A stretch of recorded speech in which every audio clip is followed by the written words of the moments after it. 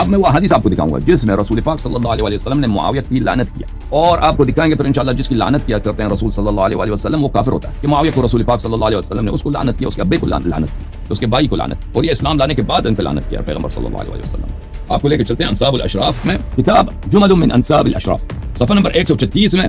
آخری صفحے میں جو حدیث ہے ملاحظہ فرمائیے، ان النبی صلی اللہ علیہ وسلم کان جالسا، سفینہ جو غلام تھا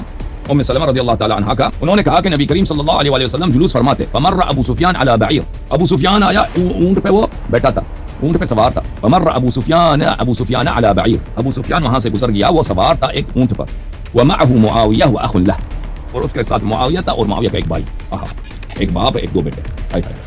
لعنت لعنت لعنت لعنت، احدهما يقود البعير والاخر يسوقه، ایک اونٹ سے آگے ہے ایک اونٹ سے پیچھے، تو یہ تینوں نے قافلہ بنایا،